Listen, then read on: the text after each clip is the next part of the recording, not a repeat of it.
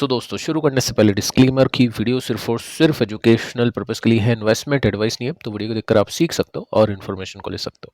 So US के बाजार की क्लोजिंग को देखते हैं। सबसे पहले देखिए, डाउ जोन्स ने गिरावट के साथ में क्लोजिंग दी है। कल के दिन 152 पॉइंट्स नीचे। कल अपने मार्केट्स बंद थे, यूएस मार्केट्स ओपन थे और यहाँ पे एक स्पाइक आया था, जंप आया था। उसके पीछे का रीजन था कि ईरान ने एक नया प्रपोजल दिया था ट्रंप को। अब प्रपोजल एक्सेप्ट हुआ या नहीं हुआ वो तो आपको ये चार्ट ही बता रहा है। बाकी नेस्टे को देख लेते हैं। नेस्टे के अंदर अच्छी तेजी के साथ में क्लोजिंग 222 पॉइंट्स को उछाले। फैंग की बात करें तो फैंग के अंदर भी 1.28% की तेजी दर्ज होती हुई दिखाई दी है। ब्रेंट की बात करें, ब्रेंट के अंदर प्रॉफिट टेकिंग पिछले कुछ दिनों में बड़ी तेजी आई थी, तो इस वजह से यहाँ पे आप देख सकते हैं 3% का ड्रॉप और इसी वजह से गिफ्ट निफ्टी ने प्लस में जाके परफॉर्म किया। 82 पॉइंट्स ऊपर है, 0.34% की तेजी है। अब अगर कुछ बड़ी न्यूज़ नहीं आती है 2 दिन में तो मार्केट डिसेंटली परफॉर्म कर सकता है, क्योंकि क्रूड के प्राइसेस नीचे गए हैं। लेकिन दोस्तों क्रूड का जो इम्पैक्ट है ना, वो अब होना शुरू हो चुका है। अभी आगे चल के आप वीडियोस में देखोगे, इसी वीडियो में देखोगे कुछ अपडेट्स, कुछ कंपनीज, जिसमें हम देख पाएंगे कि क्रूड ने कैसे धज्जियां उड़ा रखी है मार्केट की, लाइफस्टाइल की और इन्फ्लेशन की। साथ में देखिए दोस्तों, यहाँ पे आप नोट कर सकते हैं कि ट्रंप ने कहा था कि जो भी प्रपोजल दिया है, जो नया प्रपोजल दिया है, उससे ट्रंप सेटिस्फाई नहीं है। ठीक है, एक्सपेक्टेड था। ट्रंप का ईगो काफ़ी बड़ा है, ट्रंप सेटिस्फाई नहीं है। यहाँ पे मेंशन कर रखा है सीधा सीधा, और मेंशन कर रखा है कि आई एम नॉट श्योर कि ये जो डील है वो होगी, यानी डील नहीं होगी। अब इसका बेनिफिट ट्रंप को भी है काफ़ी ज़्यादा, ईरान को तो है ही। लेकिन दोस्तों ईरान फिर भी अभी कुछ कोशिश कर रहा है कि कैसे तैसे करके यहाँ पे डिप्लोमेसी से कामकाज हो जाए। आप देख सकते हैं ईरान के जो फॉरेन मिनिस्टर है, इन्होंने कहा है कि ओपन है हम बातचीत करने के लिए, डिप्लोमेसी करने के लिए, लेकिन उसके लिए यूएस को अपनी जो हाई डिमांड है उसको थोड़ा सा एडजस्ट करना पड़ेगा, थोड़ा सा झुकना पड़ेगा। साथ में जो अग्रेसिव टोन है, जो अग्रेसिव भाषा है, वो रोकना पड़ेगा। प्रोवोकेटिव जो मूव्स है, जिसमें सामने वाले को अटैक करने के लिए बोला जाता है या फिर एक तरह से प्रोवोक किया जाता है, तो वो जो मूव्स है उसको हटाना पड़ेगा। बट दोस्तों ये ट्रंप है, आई डोंट थिंक ऐसा होने वाला है। ट्रंप की डिमांड कम होगी, मुझे लगता नहीं है। अग्रेसिव लैंग्वेज जाएगी, मुझे लगता नहीं है, क्योंकि इस उम्र में आदमी सटिया जाता है और ट्रंप उसका एक जीता जाता एग्जाम्पल है। अभी आप देख सकते हैं इंडिया के लिए भी क्या कुछ कहा था, लेकिन नेक्स्ट डे जैसे इंडिया ने इसके ऊपर कमेंट किया, आपत्ति जताई, तो कमेंट उनका बदल गया। ट्रंप की जो सुर है वो बदल गए थे। ठीक है, इंडिया ग्रेट कंट्री हो गई थी फिर उनके लिए।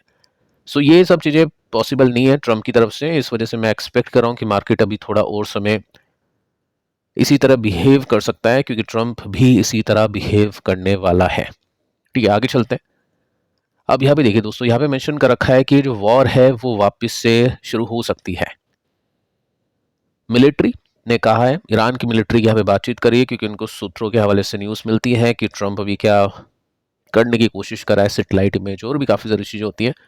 सो मेंशन कर रखा है कि जो वॉर है ना वो रीस्टार्ट हो सकती है, विच इज़ नॉट गुड। इस वजह से क्रूड के प्राइसेस और ऊपर जा सकते हैं और मार्केट के अंदर और गिरावट हो सकती है। सो यहाँ पे ये थोड़ा सा ध्यान रखना है कि इन्वेस्टर्स ऐसे में क्या करते हैं। जैसे अगर इन्वेस्टर्स को पता है कि यहाँ पे चलो चीज़ें और ख़राब हो सकती है, तो इन्वेस्टर के पास में सैलरी आती है, जो भी इनकम आती है, पूरी डिप्लॉय ना करके कुछ कुछ अमाउंट या पूरा अमाउंट कैश में रख सकते हैं, ताकि जब और मौके मिले तो उसके अंदर डिप्लॉय किया जाए। सो आई थिंक वापस से कैश होल्ड करने का टाइम आ सकता है, जिस तरह की चीज़ें अपन यहाँ पे सुन पा रहे हैं। अब देखिए दोस्तों, यहाँ पे बात करते हैं इन्फ्लेशन को लेकर थोड़ा सा डिटेल में। स्टॉक्स के ऊपर भी आते हैं कि इन्फ्लेशन का फ़ायदा किन स्टॉक्स को होने वाला है। इन्फ्लेशन जैसे ऊपर जाएगा, स्टॉक्स भी ऊपर जा सकते हैं। सो यहाँ पे आप देख सकते हैं इंडियन बाउंड एलपीजी टैंकर ये मूव कर रहा है अक्रॉस स्ट्रेट ऑफ हॉर्मुज। क्यों ये मैटर करता है?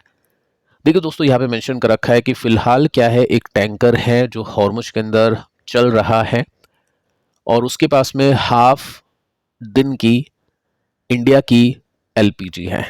पूरी एलपीजी नहीं है, लेकिन आधे दिन की जो भी यूज़ होता है इंडिया के अंदर उतनी एलपीजी है। एलपीजी बहुत इंपॉर्टेंट है, सभी के लिए इंपॉर्टेंट है। ये रसोई गैस होती है, बाहर जो भी रेस्टोरेंट्स होते हैं खाना वाना खाते हैं तो उसके लिए ये सब चीज़ें यूज़ ली जाती है। और इंडिया में अभी के समय एनर्जी क्राइसिस चल रहा है। सो ये इम्पॉर्टेंट इसीलिए है कि अगर ये जो टैंकर है ये हॉर्मुज से पास हो जाता है कुछ दिनों के अंदर, तो ठीक है, हम ये मान सकते हैं कि हाँ वहाँ से कुछ कुछ चीज़ें आ सकती है। पॉसिबल है कि ईरान इंडिया को लेकर इतना ज़्यादा सख्त ना हो। ठीक है, अब एलपीजी की बात करें तो एलपीजी की दोस्तों ये भी बात करनी काफ़ी इंपॉर्टेंट है कि एलपीजी के जो प्राइजेस है ना वो बढ़ चुके हैं। सेंट्रल ने, जो सरकार है, उन्होंने हाइक कर दी है कमर्शियल एलपीजी प्राइसेस, कितनी, 993 रुपीज से। अब ये बढ़ के हो चुकी है 3152, पहले 2162 रुपीज की थी, अब ये 3152 रुपीज की हो चुकी है। ठीक है। अब देखो यहाँ पे होटल्स ने भी प्राइसेस हाइक कर दिए हैं, जो भी रेस्टोरेंट है या जो भी बाहर अगर आप स्ट्रीट फूड भी खाते हैं तो उनकी भी प्राइसेस ऊपर हो जाएगा, पहले भी हो चुके थे, अब सेकंड हाइक भी वो करेंगे। तो डिफ़िकल्ट है, जो भी लोग बाहर से खाते हैं, बाहर रहना प्रेफर करते हैं, उनको काफ़ी दिक्कतें होगी। और वैसे भी ये अगर बढ़ती है प्राइसेस तो इसको लेकर बाकी जो चीज़ें हैं, जो डेली बेसिस के सामान है, उनकी भी प्राइसेस इंक्रीज करेंगी, क्योंकि इम्पैक्ट होगा सीधा सीधा हर एक कैटेगरीज के ऊपर। साथ में देखिए दोस्तों, ये भी न्यूज़ आ रही है कि सरकार अब पेट्रोल के प्राइसेस बढ़ा सकती है। इलेक्शन की वोटिंग तो हो चुकी है, डीजल के प्राइसेस भी बढ़ सकते हैं, क्योंकि 4 साल का ये फ्रीज हमने देखा और क्रूड अभी के समय ऊपर है, तो ये यहाँ पे बातचीत हो रही है। अगर दोस्तों ऐसा होता है तो फिर डेफिनेटली इन्फ्लेशन काफ़ी ज़्यादा ऊपर जाएगा। और यहाँ पे सरकार का क्या कहना है इसको लेकर? सरकार का दोस्तों कहना है कि अभी ऐसा कुछ भी हमने प्लान नहीं किया है।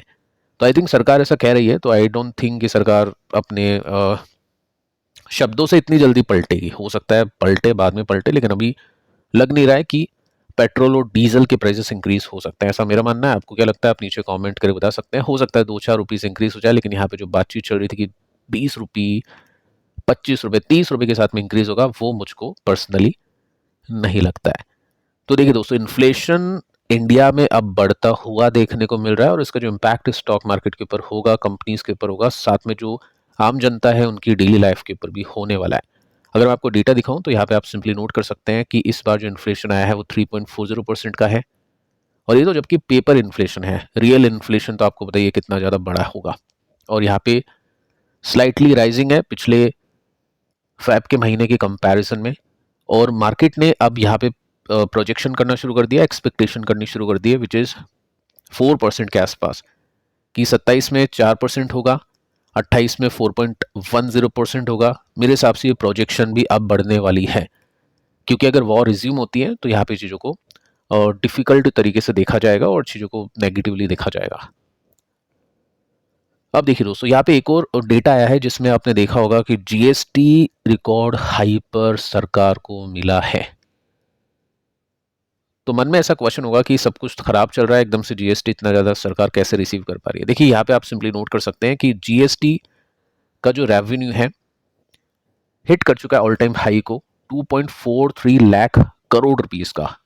अल्ट्रा लार्ज कैप कंपनी का मार्केट कैप होता है, ये अमाउंट इनको जस्ट अप्रैल में मिला है। ठीक है।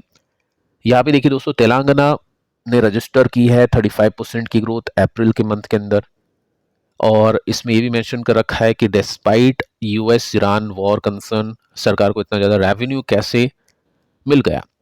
अब देखिए दोस्तों, इतना बड़ा रेवेन्यू मिलने की कुछ रीज़न है। फर्स्ट जो रीज़न है वो इन्फ्लेशन ही है। कैसे इन्फ्लेशन है?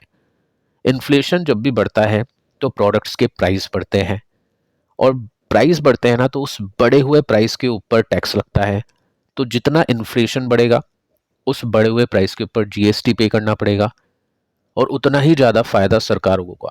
अल्टीमेटली इन्फ्लेशन का फ़ायदा बड़े प्लेयर्स को तो है, ये जो बड़ी कंट्रीज़ जो अभी लड़ रही है उनको तो है, साथ साथ में सरकार को भी होता है, ये हम डेफिनेटली यहाँ पे मान सकते हैं। तो इन्फ्लेशन की वजह से यहाँ पे जीएसटी अच्छा है, प्लस जो ट्रैकिंग सिस्टम है वो सरकार का काफ़ी ज़्यादा हम बोल सकते हैं इफेक्टिव हो चुका है, जिसके अंदर जो भी टैक्स चोरी करता है वो पकड़ा जाता है, तो और उनके पास में नोटिस पहुंचते हैं, तो लोग डर के आराम से जीएसटी अब जमा करवाना शुरू कर चुके हैं। लेकिन मेन जो रीज़न है ना वो इन्फ्लेशन है। तो इन्फ्लेशन की वजह से ये प्रॉब्लम्स आपको देखने को मिल रही है।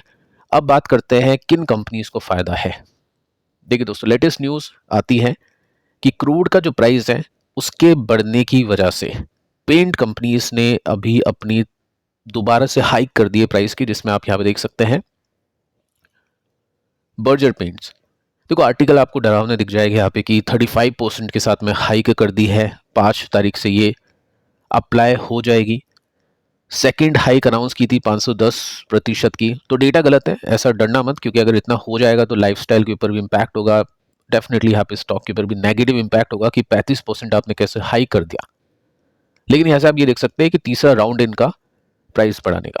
अब एक्चुअल डेटा मैं आपको दे देता हूँ, यहाँ पे एक्चुअल न्यूज़ ये है, गलती से वहाँ पे प्रिंट कर दिया था, छाप दिया था उन्होंने, 35% नहीं है, ये 3 से लेकर 5% है। सो 3 से लेकर 5% हाइक, ये तीसरा हाइक है। इससे पहले 5 से लेकर 10% हाइक था। और जब भी हाइक हुआ है, नेक्स्ट डे कंपनी का स्टॉक चला है, उसके कुछ दिन बाद भी स्टॉक के अंदर तेजी बनी है। अगर आप यहाँ पे देखोगे तो पिछला जो हाइक था 1 महीने पहले था, जिसमें बर्जर पेंट 5% चला था, एशियन पेंट 4% के आसपास चला था। ये चलते इसलिए है क्योंकि हाइक तो कर देते हैं, लेकिन जब क्रूड के प्राइसेस नीचे आते हैं तो ये अपने प्राइसेस को कम नहीं करते हैं, और उस समय इनको मार्जिन अच्छे आते हैं, अच्छा बेनिफिट मिलता है, अच्छी रिजल्ट आते हैं। तो अल्टीमेटली यहाँ से लेकर यहाँ तक जो तेजी बनी है पिछले महीने के अंदर, वो इसी हाइक की वजह से बनी है। और यहाँ पे आप देखोगे ना तो सपोर्ट से तेजी तो बन गई, और यहाँ पे इस रेसिस्टेंस पे इसको रिजेक्शन मिल गया। ठीक है, अब ये देखना बाकी है कि Q4 के रिजल्ट कैसे आते हैं और साथ में जो कमेंट्री कैसे आती है। अगर कमेंट्री अच्छी आती है, Q4 के रिजल्ट्स भी अच्छे आते हैं और इस हाइक का भी फायदा मिलता है, तो डेफिनेटली ये जो तेजी है अगेन आने की संभावना बन जाएगी, और उसमें जो अगला रिजेक्शन है वो इस रेसिस्टेंस पे हो सकता है मिले, जो कि 22% ऊपर है। ठीक है, तो चार्ट के ऊपर आप इस तरह से स्टडी कर सकते हैं। इसके बाद में बर्जर पेंट्स को देखने चले तो यहाँ पे हम पैटर्न देखें तो नेगेटिव है, लेकिन बीच बीच में कुछ अच्छे स्विंग्स स्टॉक में मिल जाते हैं। और ये जो स्विंग है ना, ये वीकली चार्ट है, तो बहुत जल्दी स्विंग्स आते नहीं है, टाइम लगता है। ये स्विंग आने में 23-24 एक साल का समय, 24-25, 25-26 काइंड ऑफ हम बोल सकते हैं 3 क्वार्टर या 9 से लेकर 12 महीनों का समय। तो सपोर्ट से ऊपर जाना शुरू कर दिया है पिछली 2 हाइक की वजह से। अगर ये जो हाइक है, अगर ये मार्केट इसको लेता है पॉजिटिवली, तो गैप है 21% का। सो इन कंपनी के स्टॉक्स के लिए अच्छी बात है, इन्वेस्टर्स के लिए अच्छी बात है, बट लॉजिकली देखें तो ब्रॉडर मार्केट और आम जनता के लिए काफ़ी ख़राब बात है। लेट्स सी कि ट्रंप कब प्रपोजल एक्सेप्ट करता है और उसके बाद में कब वॉर एंड होती है, क्योंकि ले देंगे इम्पैक्ट इन्वेस्टर्स का नहीं, ले देंगे इम्पैक्ट हर किसी का यहाँ पे हो रहा है। सो पिछले 2 वीडियोस आप जरूर से देखना है, यहाँ पे कुछ स्टॉक्स हमने डिस्कस किए जो कि बहुत इंपॉर्टेंट है। मिलते हैं नेक्स्ट वीडियो में, तब तक के लिए बाय बाय।